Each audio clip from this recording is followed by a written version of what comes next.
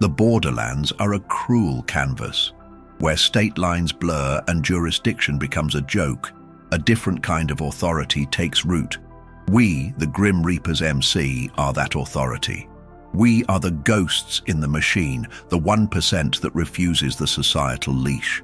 They call us bandits, thieves, and worse, and they are not entirely wrong. But there is a line, a code etched in the grease and grime of the road that separates us from the common filth. Our violence is reserved for those who deserve it, and our protection is fiercely given to those the system has discarded. Our president, a man known only as Grave, embodied this contradiction. Grave wasn't just a leader, he was an oracle of the street, a man whose word was law and whose justice was final. Grave wore his patch like a crown of thorns, a constant reminder that power demands responsibility, even outlaw power. This particular story didn't begin with a gang war or a turf dispute. It began with an old family, a legacy, and the theft of something priceless and entirely non-monetary: peace. The target was a remote ranch, the last parcel of untainted land in a region aggressively being consumed by a massive, unscrupulous agricultural corporation known as Agri-Corp. The ranch was owned by the Miller family, 3 generations of honest, hard-working people who refused to sell. Agri-Corp didn't take no for an answer. They weren't using guns, they were using environmental terrorism. For months, the Millers endured harassment, crop dusting with toxic chemicals near their boundaries, dumping industrial waste into their water source, and organized vandalism designed to look like random attacks. The local sheriff's department, deep in Agri-Corp's pocket, refused to investigate. The Millers were being systematically choked out of existence. The plea for help didn't come through official channels. It came through a desperate whispered message delivered by a former prospect, a man who had left the life clean, but whose sister was married to one of the Miller sons. He told Grave the full, ugly truth. The Millers were out of options, the law was complicit, and the patriarch, an old man named Jedediah, was heartbroken. Grave didn't hesitate. He gathered his inner circle: Bones, the taciturn sergeant-at-arms, and Trigger, the club's resident explosives expert, a man surprisingly gentle until the detonator was in his hand. The mission was clear: neutralize Agri-Corp's intimidation campaign by applying immediate, irrevocable road justice to the source of the rot. "We are not here to steal," Grave instructed, his eyes flinty cold. "We are here to stabilize. Agri-Corp understands profit. We are going to inflict a loss so massive, so immediate, that they will retreat, and the Millers will be left alone. We hit their supply lines, their equipment, and their infrastructure. We do not hurt the hired hands, only the machine." The target was Agri-Corp's regional hub, a massive, isolated maintenance depot and chemical storage facility 20 miles outside the Miller ranch. It was the nerve center of their operations, stocked with millions of dollars in machinery and the toxic chemicals used to harass the locals. The ride was long, silent, and fueled by grim purpose. As they approached the facility, they hit a snag, a detail the informant had missed. A lone county sheriff's cruiser was parked near the facility entrance, a beacon of official oversight in the dark. Beside it stood a figure, a young deputy, barely out of the academy, running radar. He was just a piece of the machine, a low-level functionary likely unaware of the corruption his presence shielded. Grave pulled the bikes over, shielded by a dense thicket of pines. The Outlaw Code had a specific, terrible clarity: never compromise the mission and eliminate all threats. This deputy, though innocent, was a witness, a potential roadblock, and by definition, a threat to the execution of justice. The protocol was simple: neutralize him quickly and silently. Bones drew his primary weapon, his face set. "I'll handle him, Prez. Clean and quiet." "Hold," Grave commanded, his hand raised. He studied the deputy through binoculars. The kid looked bored, adjusting his cap, checking his watch. He wasn't a mercenary. He was just a kid doing a minimum-wage cop job in the middle of nowhere. "He's not bought," Grave stated, his voice low. "He's just ignorant. If we take him out, we make a murder charge. That changes the mission. We don't trade the Millers' peace for a war with the entire state police." "But he's a cop, Grave," Trigger whispered, his impatience mounting. "He sees us, the whole mission goes sideways." Graves stared at the young deputy, and a dark thought flickered. The law had failed the millers, so why honor the law's enforcers? But the code wasn't about revenge. It was about focused justice. Spilling the blood of an innocent functionary violated the sanctity of their self-appointed purpose. "We adjust," Graves said, making a decision that defied club tradition and saved a life. "Bones, you and Trigger hit the facility as planned. Focus on the main fuel depot and the chemical stores. Use the time charges. I'm taking the diversion. I'll engage the deputy, draw him away, keep him alive, but occupied. He cannot see the fire." Bones looked troubled, but Graves' word was law. "If you need extraction, Prez, give the signal."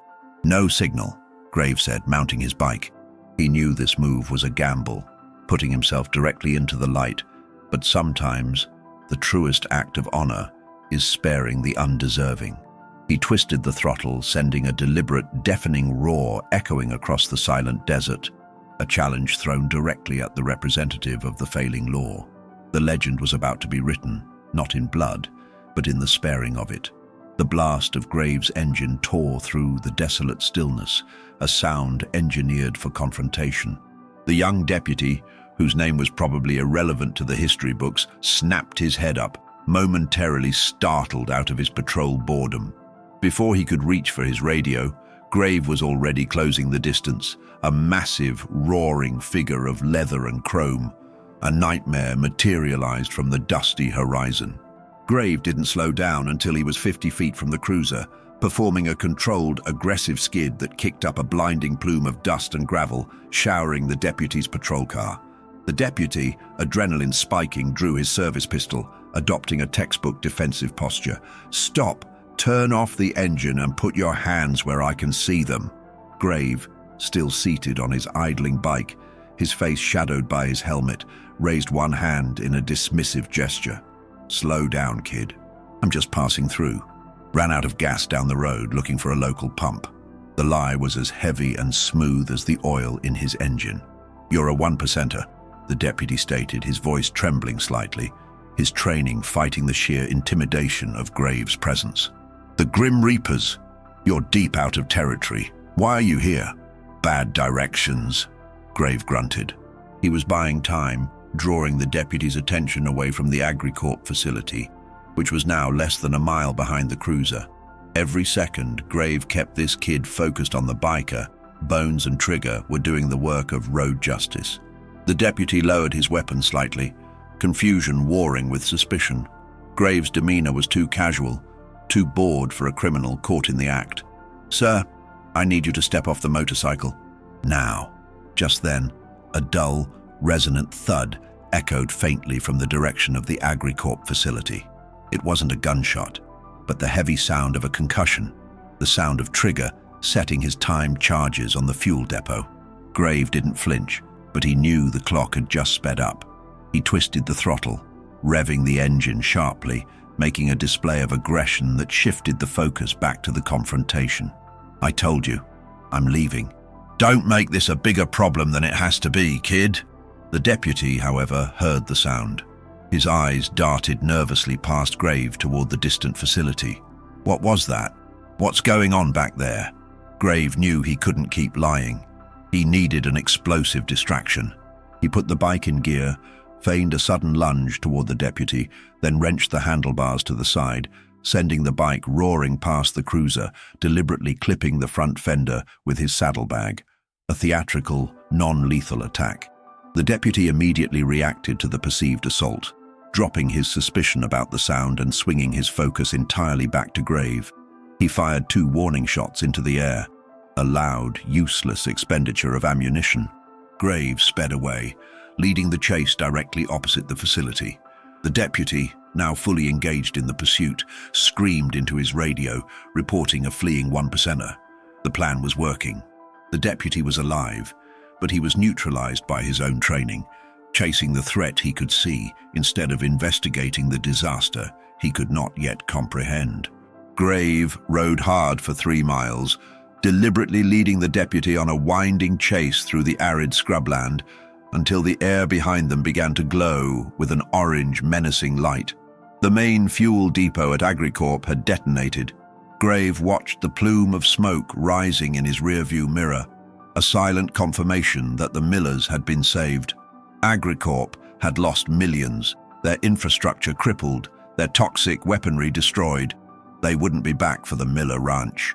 Not for a long, long time. Graves swerved his bike sharply, kicking up a final cloud of dust, and vanished into the darkness of a side canyon, leaving the pursuing deputy to skid to a halt, staring at the inferno on the horizon. The deputy was left with a wrecked patrol car, a baffling encounter with a rogue outlaw, and a massive corporate disaster that would dominate the news cycle for weeks. He would never know that the bandit he chased was the only thing that had spared his life and delivered justice to an innocent family. Grave met up with Bones and Trigger miles away, the glow of the fire a fading memory behind them. "Mission accomplished, Prez," Bones confirmed, his tone flat but respectful. "Agri-Corp is ashes. The chemicals are gone." Grave simply nodded, his eyes fixed on the open road. He had risked the mission and his life to spare a young man who represented the very law he scorned. Why? Because the Outlaw Code demands precision. It demands that violence be a tool for justice, never an end in itself. The legend of the outlaw who spared the cop wasn't about redemption. It was about defining the moral superiority of the 1%ers code. It was about proving that sometimes the true path of honor is paved with restraint, even when the highway demands blood. Grave rode on, a legend already taking shape on the winds of the desert, a bandit who knew the difference between a tool and a man, and chose to spare the latter to save the former.